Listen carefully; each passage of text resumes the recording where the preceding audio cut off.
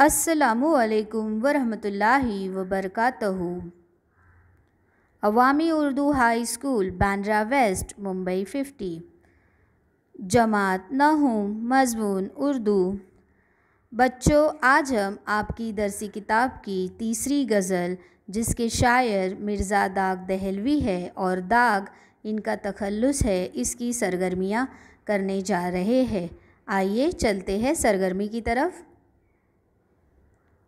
पहली सरगर्मी है, ऊपर दी हुई गज़ल में पेश किए गए ये बयानात सही है या गलत लिखिए।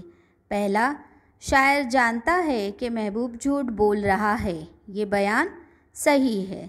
दूसरा, महबूब शायर का एहसान मंद है, ये बयान गलत है। तीसरा, बेइज्जती का सामना करने के बावजूद शायर अपनी कामयाबी पर खुश है, ये बयान सही है। चौथा, महबूब नामबर से खुश नहीं है, इसलिए शायर शुक्र अदा कर रहा है, ये बयान गलत है। पांचवा, शायर अपना शहर छोड़कर किसी दूसरे शहर जाने वाला है, ये बयान गलत है। अगली सरगर्मी, सही मुतबादिल मुंतखब कीजिए। पहला, मिर्ज़ा दाग की जाए पैदाइश डैश। बच्चों, आपको यहाँ 3 मुंतखब जवाबात दिए, जिसमें है लाल किला, दिल्ली, रामपुर। हमने जान पहचान में पढ़ा है कि मिर्ज़ा दाग की पैदाइश जो है दिल्ली है, तो इसका सही जवाब जो है वो दिल्ली आएगा। दूसरा, मिर्ज़ा दाग की परवरिश डैश, तो इन तीनों में से जो सही जवाब है वो है लाल किला। तीसरी खानापुरी, मिर्ज़ा दाग के उस्ताद डैश। अब बच्चों, यहाँ पर देखो, आपको 3 जवाबात दिए, जिसमें पहला है कलब अली ख़ां, दूसरा है मिर्ज़ा ख़ां, तीसरा है मीर मोहम्मद अली ख़ां। हमने जान पहचान में पढ़ा है, ये जो सही जवाब का नंबर है यहाँ पर नहीं दिया गया है, इसका जवाब जो है ज़ौक़ दहलवी है, तो आपको इसका जवाब ज़ौक़ दहलवी देना है। चूँकि इन 3 मुंतखब में से ये ज़ौक़ दहलवी नहीं दिया गया है, इसलिए इसका जवाब बच्चों आप ध्यान से लिखिए, ज़ौक़ दहलवी। उसके बाद चौथा, मिर्ज़ा दाग खिताबात से नवाजे गए। पहला है 2, दूसरा है 1, तीसरा है 3। तो ये भी हमने जान पहचान की मदद से देखा कि मिर्ज़ा दाग दहलवी को 2 खिताबात से नवाजे गए, जिसमें पहला है बुलबुल हिंदुस्तान और दूसरा है फ़सीहुल मुल्क। फ़सीहुल मुल्क का मैंने आपको मानी समझाई थी, फिर से एक बार यादे के तौर पे कहती हूँ कि फ़सीहुल मुल्क के मानी हैं मीठी बयानी, शीरी बयानी। उसके बाद अगली सरगर्मी है अशार की तशरीह कीजिए। यहाँ 2 अशार आपको दिए, जिसमें पहला है खातिर से या लिहाज से मेहमान तो गया, खातिर से या लिहाज से मेहमान तो गया, झूठी कसम से आपका ईमान तो गया। दूसरा शेर, गोनामा बर से खुश ना हुआ पर हज़ार शुक्र, गोनामा बर से खुश ना हुआ पर हज़ार शुक्र, मुझको वो मेरे नाम से पहचान तो गया। बच्चों, जब हमने इससे पहले वाले वीडियो में अशार की तशरीह समझे थे, तो बच्चों ये आपका घर का काम है। आप उस अशार की तशरीह की मुनासिबत से, मुझे ये यकीन है कि इस अशार की तशरीह जो है आप अपने जुमलों में लिखेंगे।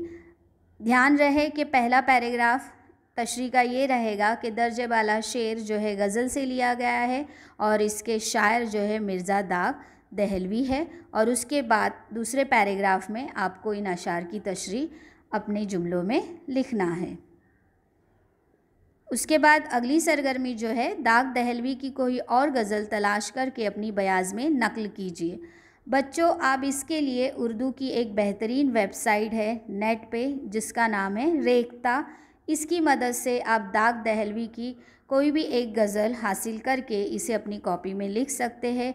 रेख्ता नाम की वेबसाइट पर जो है आपको लुगत भी मिल जाएगी, किशोर लाहौरी और 2-3 तरह की लुगत है, जिसमें आप अल्फाज के मानी भी तलाश कर सकते हैं, और ये उर्दू के लिए बहुत ही बेहतरीन वेबसाइट है। तो आप तमाम लोग जो है नेट पे जाके रेख्ता डालकर इस वेबसाइट से इस्तिफ़ादा हासिल कर सकते हैं। अगली सरगर्मी जो है मीर का ये शेर पढ़े। पत्ता पत्ता बूटा बूटा हाल हमारा जाने हैं, जाने न जाने गुल ही न जाने बाग तो सारा जाने हैं।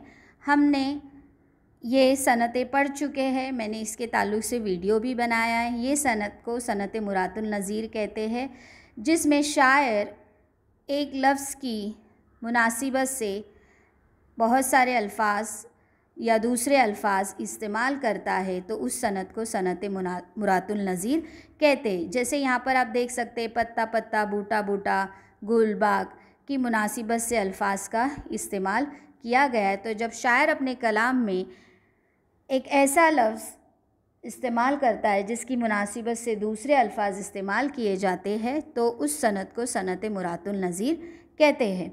अब आपको यहाँ ये सवाल पूछा है, इस सनत के साथ साथ अपनी पढ़ी हुई दाग की गज़ल में मुरातुल नज़ीर का शेर तलाश कीजिए।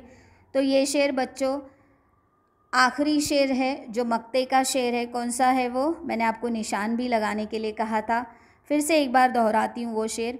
होशो हवास वो ताबो तवा दाग जा चुके, होशो हवास वो ताबो तवा दाग जा चुके, अब हम भी जाने वाले हैं सामान तो गया।